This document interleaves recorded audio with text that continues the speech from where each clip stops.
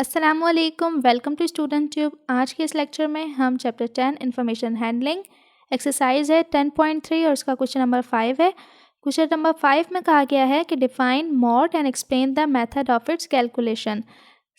Mod की जो calculation है वो अनग्रुप डाटा में नहीं होती, सिर्फ ग्रुप डाटा में होती है। क्यों?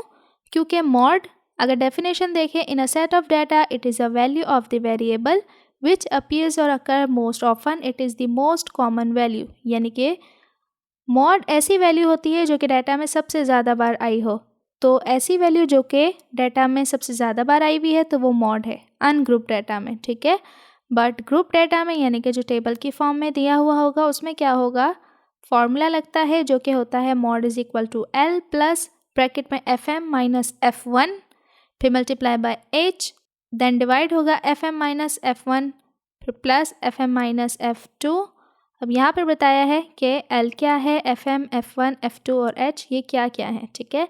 सो एल जो है वो है lower class boundary of the model class. Model class again यहाँ पर अगर हम बात करें मॉडल क्लास की, तो मॉडल क्लास वो क्लास होती है जिसमें फ्रिक्वेंसी सबसे ज़्यादा हो। तो ऐसी क्लास जिसकी फ्रिक्वेंसी सबसे ज़्यादा होगी तो वो होगी मॉडल क्लास, उसकी लोअर क्लास, ठीक है। एल रिप्रेजेंट करता है, एफ एम क्या है, मैक्सिमम फ्रिक्वेंसी जो होगी, जो सबसे ज़्यादा फ्रिक्वेंसी होगी वो, फिर एफ वन जो है वो मैक्सिमम फ्रिक्वेंसी से ऊपर वाली फ्रिक्वेंसी, एफ टू जो है मैक्सिमम फ्रिक्वेंसी से नीचे वाली frequency, and class with H जो कि क्लास इंटरवल का साइज़ होगा, ठीक है।